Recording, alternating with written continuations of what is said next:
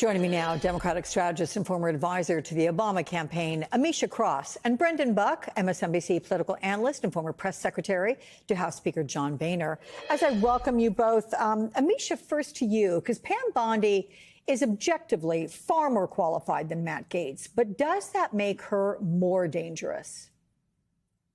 It absolutely does.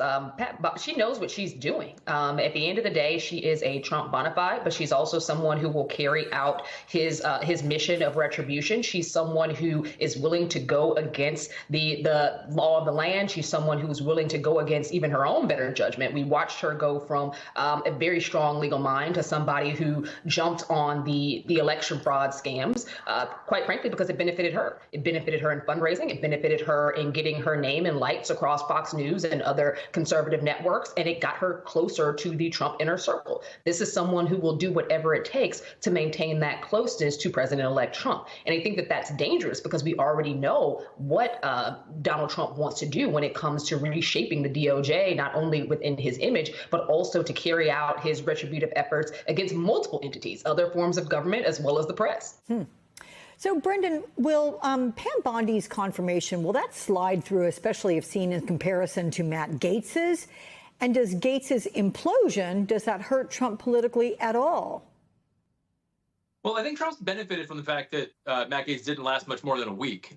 Usually a nomination that fails drags out there for a long time, and it becomes a long, painful story, and that's why they eventually drop out. I think Matt Gaetz saw the writing on the wall very quickly, and that actually is certainly to Trump's benefit.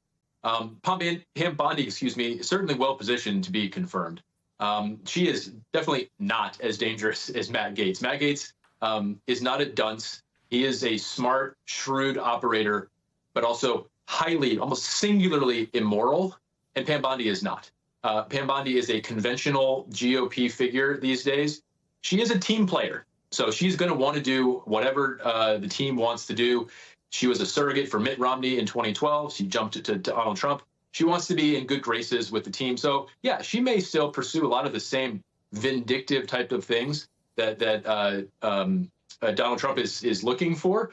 But she will present much better in a confirmation, and I imagine she'll have a much better chance of getting through. Here's the question to you, though, Brendan.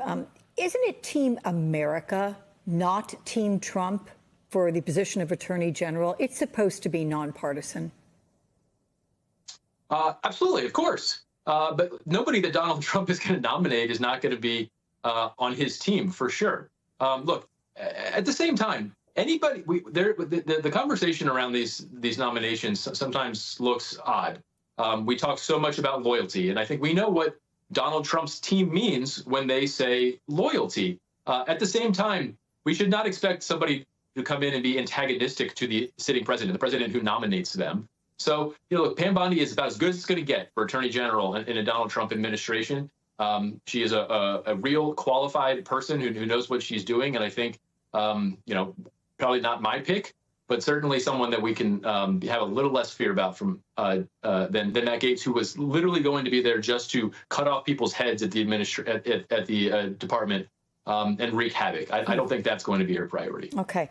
Let's move on with you, Ameshia, to Trump, who has picked Russell Vought, the co-author of Project 2025, by the way, to lead the budget office known as the OMB. This despite the fact that Trump and his team tried to distance themselves from Project 2025 during the campaign.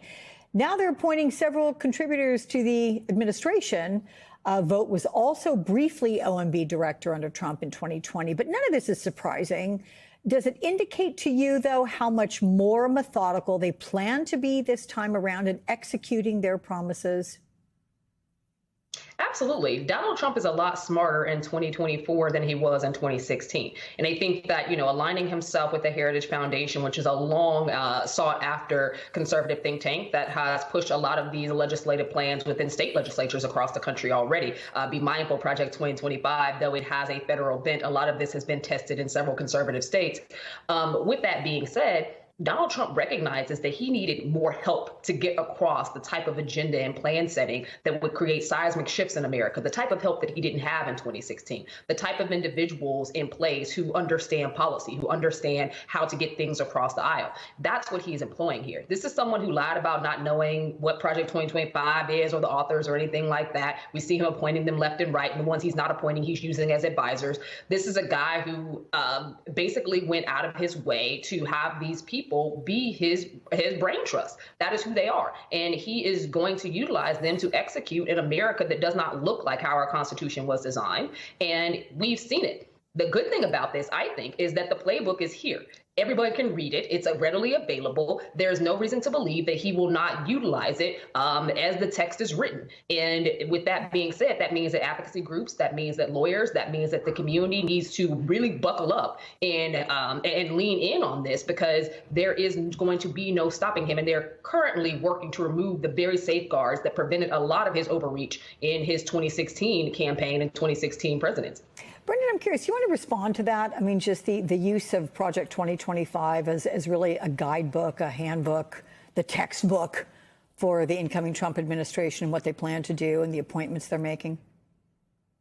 Look, I'll be honest. I think we got to drop the Project 2025 stuff. I've always found it to be absurd and ridiculous.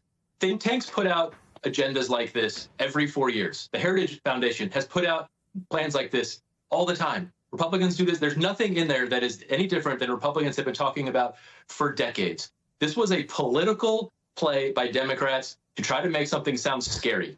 There's nothing scary about it. I mean, you may not like what Republicans think, but there's nothing scary about it. And it just failed as a political tool. It just simply did. I think we need to just drop this. Donald Trump is going to set his own agenda. Sure, Russ Vought cares a lot about the things that are in there, but he cared about them long before Project 2025 came along. He's not back in the administration because he wrote Project 2025. He's back in the administration because he was already the OMB director. I just think the entire conversation is silly. I've been seeing these things on paper for literally years and years and years. There's nothing to this beyond what every Republican has long talked about. Okay, I respect that position, but then let me pivot back to you, Ameshia. Is there something in Project 2025 that you do find scary? Just one thing. The idea of a unitary executive. I think that it is very problematic to see a government that erodes the checks and balances that are there to make sure that a president is not seen as a king or is turned immediately into an authoritarian. The very basis of Project 2025 is based on a unitary executive. That is not how democracy works. That is not how our Constitution or our government was originally set up. That is also not something that the Republican Party has long held to be true and a value. Yes, it is. That is a fundamental constitutional foundation, that the president is the head of the executive. What the unitary executive means is the president is the head of the executive branch, and that a bunch of different agencies do not get to operate independently. That is not controversial. That has been the Republican view and an American view for 200 years. And people try to make this out into this scary idea. All it says is that you shouldn't have other agencies be able to be unaccountable to the president. The president is in charge. He is democratically elected. That's the most democratic thing that you can have. So that is not a new idea. It's been Republican mantra for decades or hundreds of years. But look, Donald Trump is not your typical Republican president. Is that what you're taking offense at, or that you have fear around, Ameshia?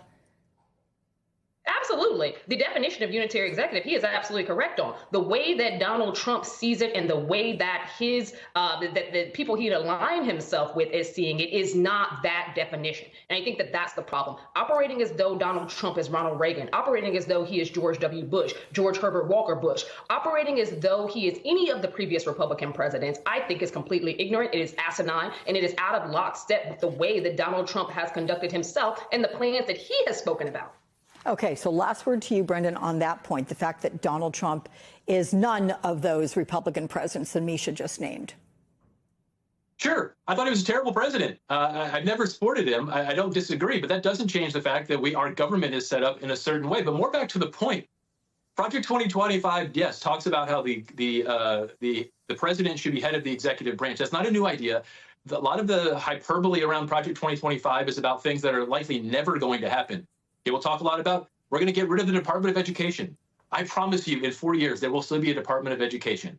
A lot of this stuff is just overblown hyperbole. It's the erosion Donald Trump of is the not going to be able to education. do a lot of these things, and I wish we could just move on from this conversation. Okay, well, I'm marking November 23rd as having said that. We're going to hold you to it. I can't promise we're not going to talk about 2025 again with you, Brendan, but I do hope you're going to come back. Fair and enough. Ameshia, you too as well. Thank you both.